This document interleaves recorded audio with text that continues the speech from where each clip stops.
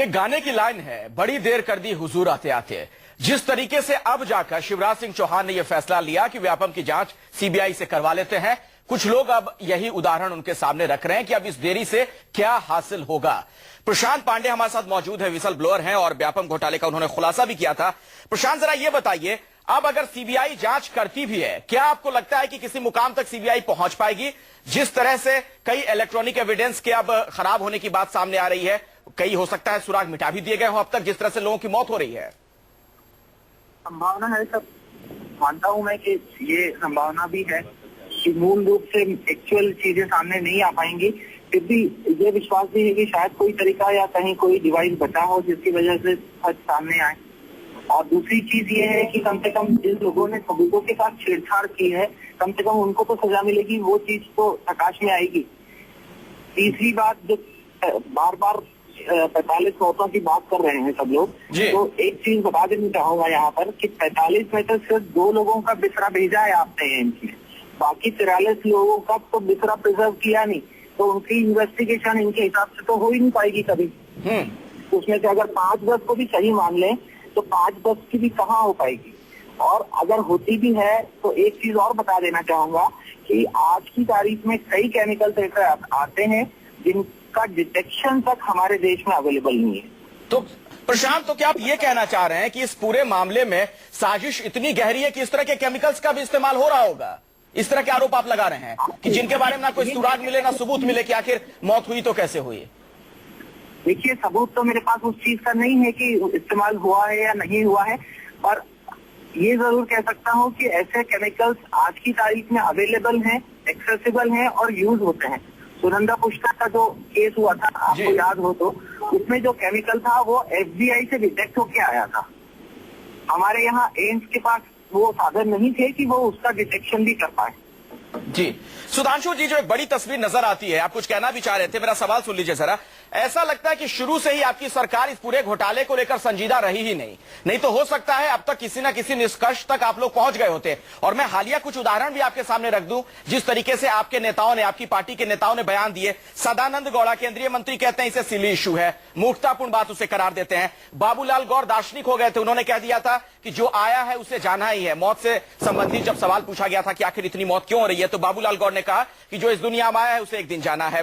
कैलाश विजयवर्गीय ने अक्षय सिंह की मौत पर जब उनसे सवाल पूछा गया था तो मुस्कुराते ये कह दिया था कि क्या पत्रकार मुझसे बड़ा हो गया।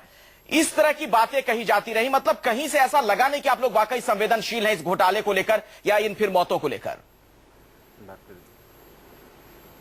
अखिलेश जी, मैं पूरी विनम्रता से कहना चाहूंगा कि हमारे राजनीतिक विरोधी तो ठीक है, आप स्वयं देखिए, आप अभी अपनी टिप्पणी में पहले ही ये कह दे रहे हैं कि सीबीआई जांच कैसे हो पाएगी, बहुत सारे सबूत मिटा दिए गए। यानी सीबीआई पर राजनीति करने का आधार तैयार हो गया है। मैंने अभी जो प्रश्न उठाया, नैतिक प्रामाणिकता, मॉरल प्रोपराइटी का यह विषय कि कांग्रेस के नेता मुख्य आरोपियों के वकील बने हुए हैं, उसको आपने कितनी सहजता से दरकिनार कर दिया। सर, कांग्रेस से वो सवाल पूछा जाएगा। देखिए सुधांशु त्रिवेदी, अगला मैं प्रश्न, जो आप बात कह रहे हैं, आप अपनी बात पूरी बात होने दीजिए, डिटेल में रखिएगा सुधांशु जी अपनी बात। अखिलेश जी, पूरी बात होने दीजिए। आप लोग पार्टी विद डिफरेंस है ना सर, आपका तो दावा होता था ना पार्टी विद डिफरेंस। अरे भाई अखिलेश जी, पूरी बात होने दीजिए। अरे अखिलेश जी, पूरी बात तो होने दीजिए मान्यवर, आपने पूरी बात तो होने दीजिए मान्यवर।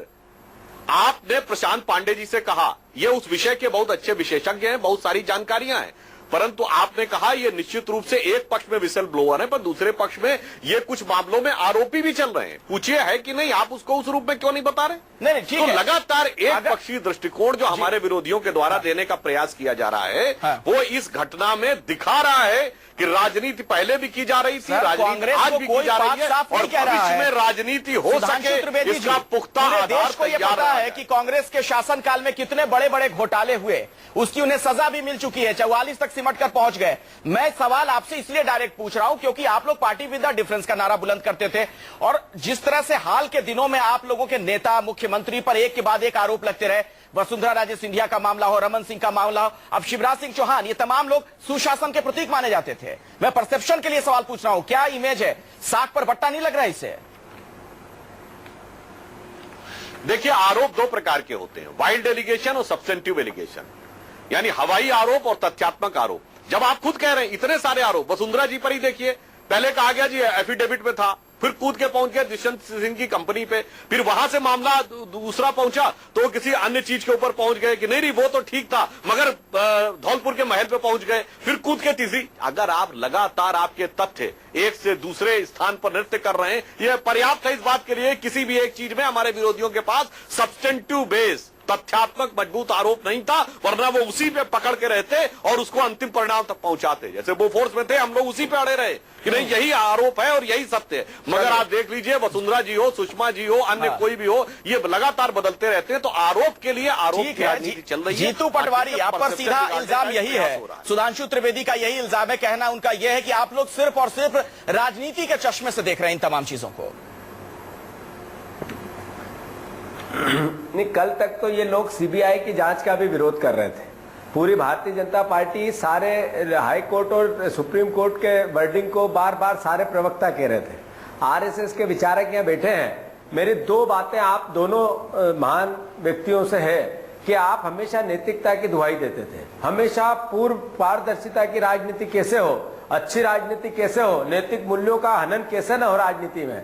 2004 से व्यापम घोटाला चला, 2003 से भारतीय जनता पार्टी का मुख्यमंत्री मध्य प्रदेश में है, मुख्यमंत्री के उस विभाग के अंतर्गत घपला हुआ जो उनके पास था, इसके बाद आप सीबीआई मेरा पूरा प्रश्न होने दो, पूरा प्रश्न होने दो। बीजेपी के लिए क्यों ये सवाल सीबीआई जांच की मांग कल आप किस अख्तियार से पूछ रहे हैं? आपके लिए भी तो नैतिकता का कोई मतलब होना चाहिए।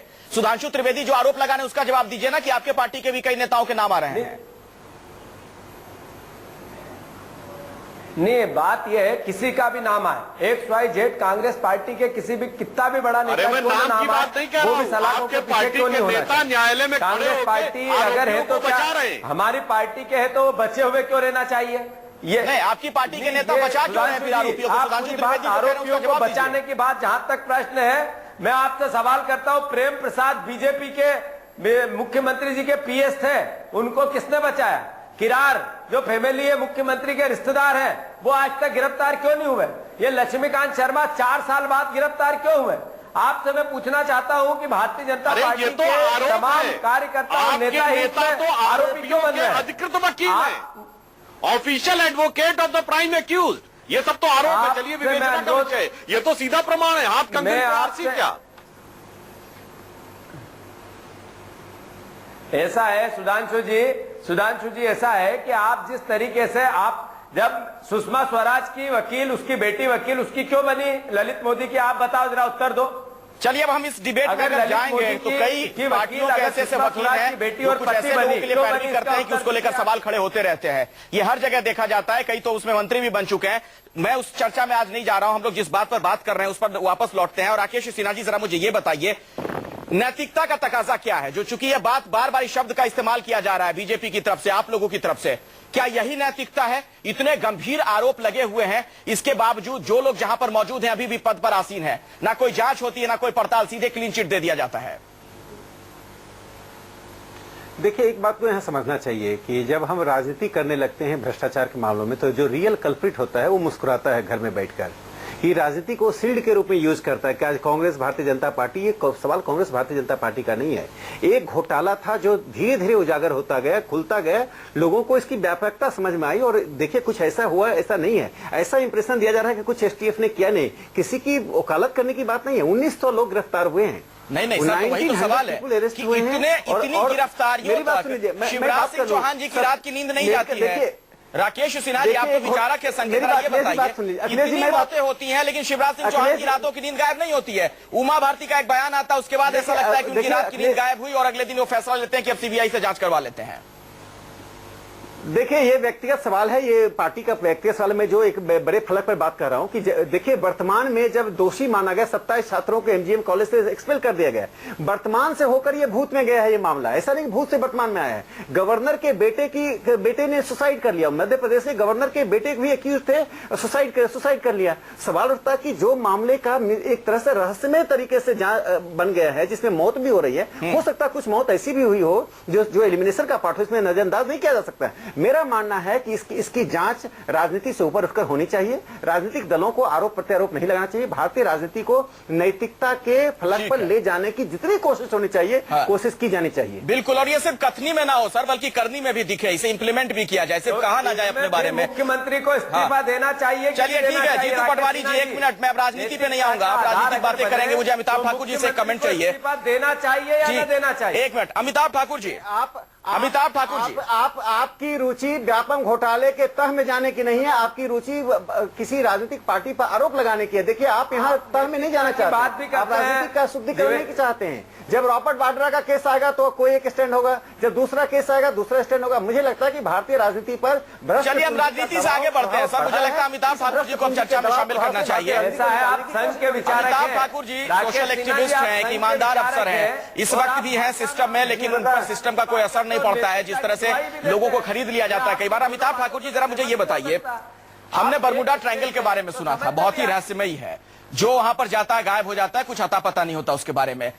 आखिर व्यापम में ऐसा क्या हो गया है इतना रहस्यमयी? वाकई आपको लगता है कि कोई घोटाला हो सकता है, या इसको बना दिया गया है रहस्यमयी जानबूझकर? देखिए, यदि व्यापम की बात करें तो मुझे हमारे यहाँ यूपी में जो एक एनआरएचएम घोटाला हुआ था वह बरबस याद आ जाता है। एनआरएचएम घोटाले में भी लगातार मौतें हुई, हत्याएं हुई, और अलग अलग समय में अलग अलग किस्म की हत्याएं हुई। एक ऐसी मौत हुई डॉक्टर सचान की जो जेल में हुई, और सबसे आश्चर्य यह हुआ कि उनकी उधर शव पड़ा है, अभी पोस्टमार्टम नहीं हुआ। और कैबिनेट सचिव, तत्कालीन कैबिनेट सचिव जो दिवंगत हैं शशांक शेखर सिंह, उन्होंने अनाउंस कर दिया कि आत्महत्या है, और बाद में तमाम बातें हुई। आज तक भी उस बात पे पर्दा नहीं उठ पाया है। और अगर मैं कहूं कि जब व्यापम की सोचता हूं तो निश्चित रूप से मुझे एनआरएचएम याद आता है, तो मैं समझता हूं बहुत गलत नहीं है। ये मौतें हो सकता है अगर 50% भी संबंधित ना हो, तब भी 20, 22, 24 मौतें भी अगर हम मान लें न्यूनतम अवधि में, तब भी ये बहुत बड़ी संख्या है।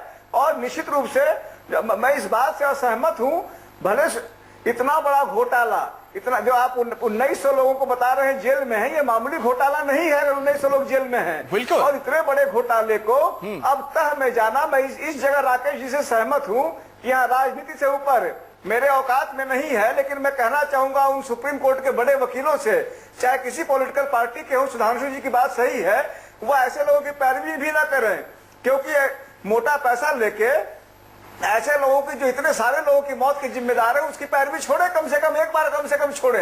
और सुधांशु त्रिवेदी जी, चूंकि आपको कहीं जाना है, आपसे आखिरी कमेंट चाहूंगा मैं ब्रेक के पहले। जरा मुझे ये बताइए, क्यों ना माना जाए सूबे के जो मुखिया हैं उनकी नैतिक तौर पर जिम्मेदारी बनती है?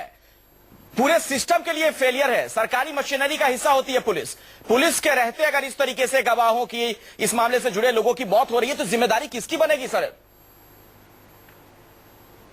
जिम्मेदारी को पूर्णता से स्वीकार करना चाहिए। तथ्यात्मक आधार पे जो भी निष्कर्ष सामने आएंगे हम उन्हें स्वीकार करना चाहिए। देखिए, अभी अमिताभ ठाकुर जी ने एक बड़ी अच्छी बात कही, यूपी का उल्लेख किया, तो प्रसंगवश मुझे एक चीज याद आती है। भर्तियों में घोटाला हो रहा है, उत्तर प्रदेश की पब्लिक सर्विस कमीशन में 80% लोग केवल मुलायम सिंह जी के परिवार से के जनपदों से सेलेक्ट हो रहे हैं। एटा, इटावा, मैनपुरी, फर्रुखाबाद में भी तो 80% लोग एक ही जाति के सेलेक्ट हो रहे हैं। वो गलत हुआ, व्यापम में भी तो सुधांशु मगर वो कांग्रेस का ध्यान नहीं जा रहा है लोगों को वहां रखा एक मिनट, ज्यादा मुख्यमंत्री, अरे बात तो सुनिए ना, जहां पर प्रत्यक्ष प्रमाण दिख रहा है कि 80% लोग 2 जिलों से और एक ही जाति के, वो कांग्रेस को नजर नहीं आएगा, क्योंकि वो उनके सेकुलर भाई हैं। और व्यापम में अनेक प्रकार की सही जांच हाईकोर्ट की मॉनिटरिंग में होने के बावजूद 4 अप्रैल 2014 का सर्वोच्च न्यायालय का ऑब्जर्वेशन भी कि हाईकोर्ट की जांच से वो संतुष्ट है, फिर भी अनेक कल्पनाओं परिकल्पनाओं के आधार के ऊपर बड़ा विराट हो रहा है और मुख्यमंत्री को इस्तीफा देना चाहिए। ये दो एक सी चीजों में अलग अलग नजरिया साफ दर्शाता है। राजनीति ब्रेक के लिए रुकना पड़ेगा सुधांशु जी, मैं आपकी बात समझ गया, लेकिन दिक्कत यही है, इस देश का दुर्भाग्य इसे कह लें कि इतने संवेदनशील मसलों में भी सिर्फ राजनीति होती है। निष्पक्ष तरीके से जांच हो तो दूध का दूध और पानी का पानी हो जाए।